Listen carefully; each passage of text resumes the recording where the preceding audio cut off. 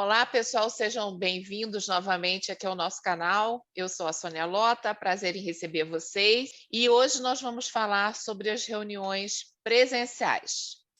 Uma das coisas que a gente tem que lembrar quando a gente organiza uma reunião presencial é que nós estamos competindo com toda a sorte de fatores nessa reunião, né? Então, assim, além de você ter convidado as pessoas para participar da sua reunião, existem outros tantos compromissos na vida de cada um de nós. Então, ela tem que perceber que vai valer a pena ela ir à sua reunião. Não só ir, mas participar da sua reunião. Para que isso aconteça, é importante que você, de alguma forma, antes comunique quanto tempo essa reunião vai durar, comunique o seu objetivo com essa reunião, comunique também a relevância dessa reunião dentro do contexto organizacional. Ou seja, por que é importante para a organização que essa reunião aconteça? E, além de tudo isso, também, qual a importância da participação dessa pessoa na reunião? Veja, se eu e você fôssemos convidados para uma reunião, eu gostaria de saber que a minha opinião ou a minha percepção em relação àquele tema, ela vai fazer diferença. Uma coisa é quando eu e você convidamos alguém para uma reunião de comunicação, ou seja, eu vou divulgar alguma coisa que já está pré-estabelecida, que já foi determinada, e eu estou querendo apenas compartilhar com você aquilo que vai fazer parte de um fluxo, um processo, uma informação que precisa ser divulgada. Ponto. Outra coisa é quando eu convido as pessoas para que elas nos ajudem ou me ajudem a resolver um problema.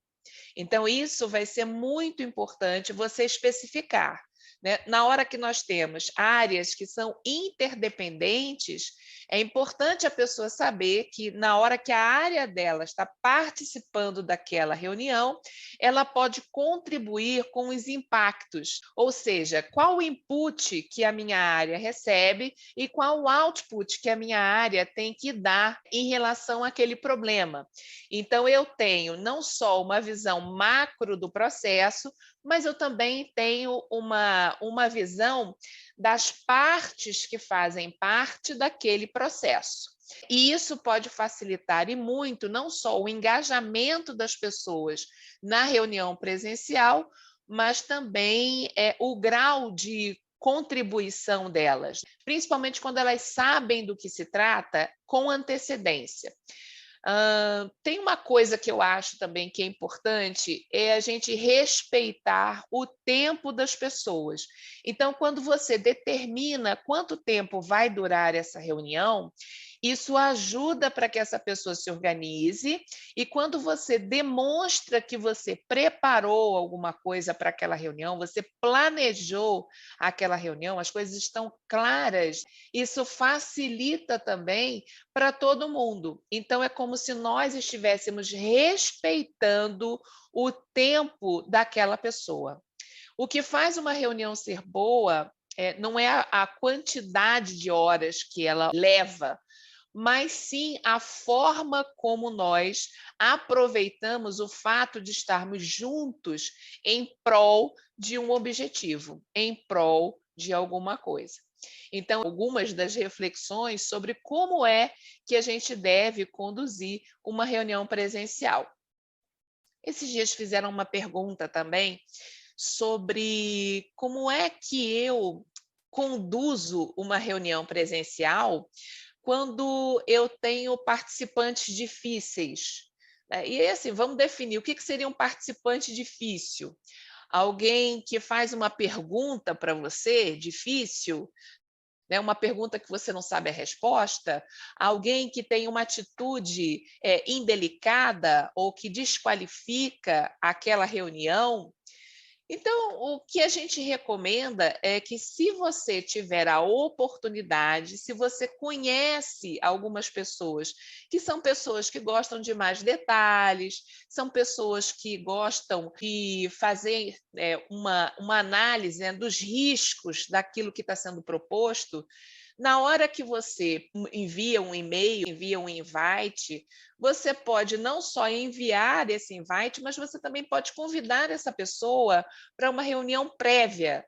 Então, pessoas que você percebe que são influenciadoras, pessoas que você percebe que serão peças-chave dentro do fluxo daquilo que está sendo proposto na reunião, seria interessante você conversar com essas pessoas antes, para que elas entrassem na reunião mais como parceiras do que como alguém que vai questionar.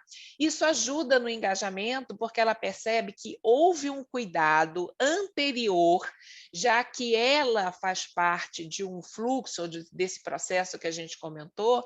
Então, houve esse cuidado para que ela fosse envolvida antes, para que isso trouxesse uma maior fluidez, uma melhor velocidade naquela reunião. Então, pessoas que você já sabe que gostam de conversar mais, de contribuir mais, de avaliar os perigos, né, riscos daquele tema, então seria importante você primeiro conseguir se reunir individualmente. Isso pode facilitar bastante o resultado da sua reunião com um grupo maior.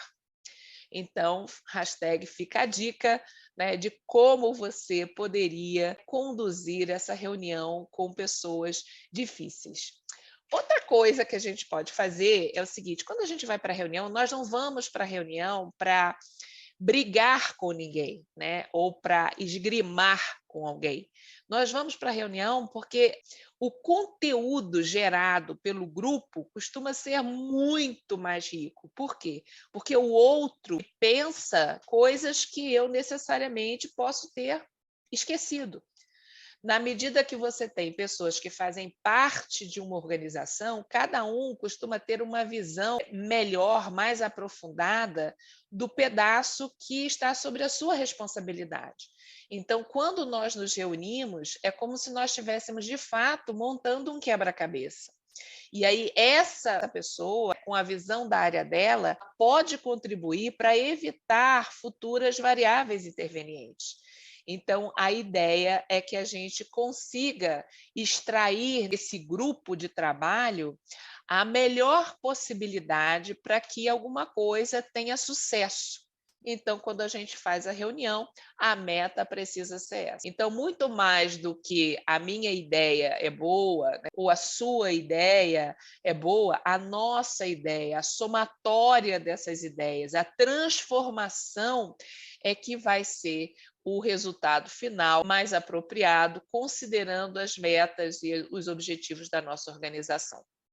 Um abraço e até o nosso próximo encontro.